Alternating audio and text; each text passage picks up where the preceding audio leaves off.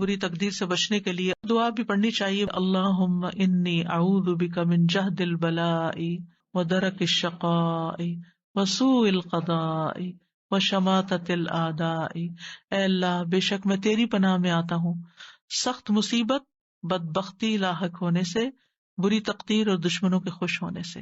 سب سے پہلی چیز مصیبت کی سختی، جہد البلاء، یعنی ایسی مصیبت جس کے برداشت کرنے کی انسان میں طاقت نہ ہو، کہ اس مصیبت کی وجہ سے انسان کا ایمان چلا جائے یا زندگی چلی جائے.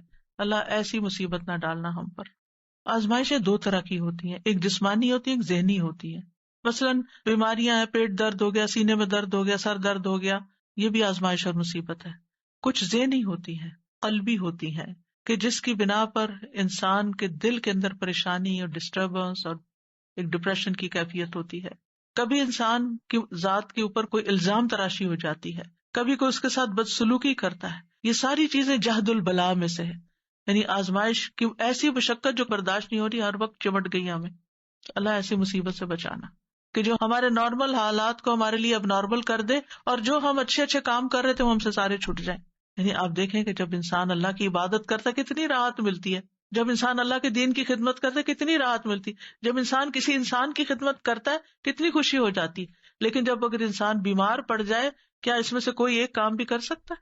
اب کیا ہوا، ایک تو بیماری کی وہ تکلیف جو مسلسل درد ہوئے جا رہی ہے، ہوش بلا دیے، ذکر اذکار بلا دیے، نہ عبادت ہو رہی ہے، نہ کوئی دین کی خدمت ہو رہی ہے، نہ کسی انسان کی خدمت ہو رہی، کچھ بھی نہیں ہو رہا.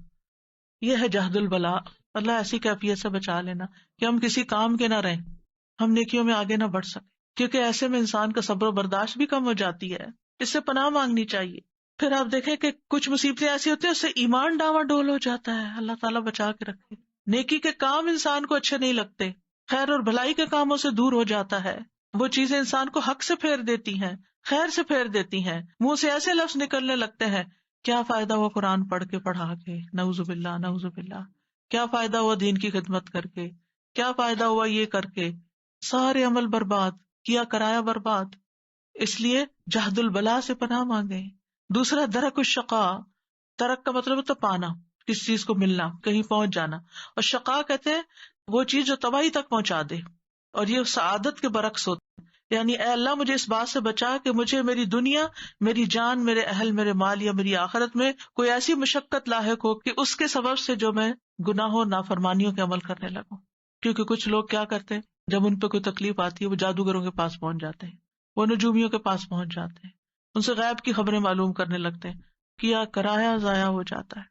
پھر ہے سوء القضاء، بری تقدیر سے، یعنی وہ چیز تقدیر کا فیصلہ نافذ ہو جو انسان کو دکھی یا غمگین کر دے، یا اس کو ناپسندیدہ تقدیر میں مبتلا کر دے، جس کے نتیجے میں اس کے دین، دنیا، نفس، اہل، مال، اولاد اور خاتمے کسی بھی چیز میں وہ چیز واقع ہو سکتی ہے. اور سوء القضاء میں ایک یہ چیز بھی آتی ہے کہ انسان کو غلط فیصلہ کر لے اپنے بارے میں یا کسی کے بارے میں، یا اللہ کا کوئی فیصلہ انسان کو دکھی کر دے، یہ بھی سوء القضاء ہے.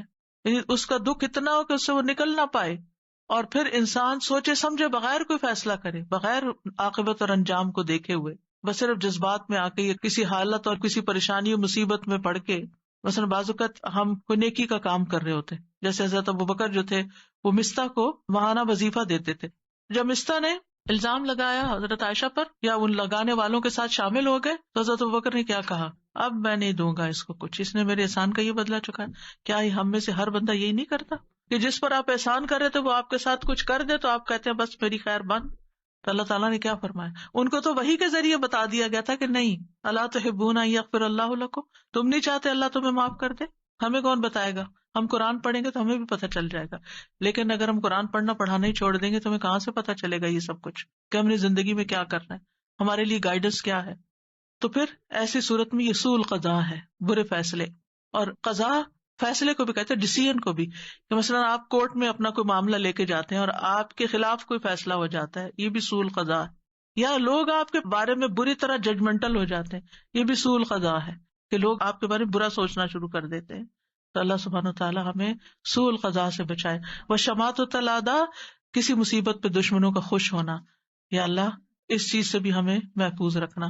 وآخر دعوانا ان الحمد للہ رب العالمین.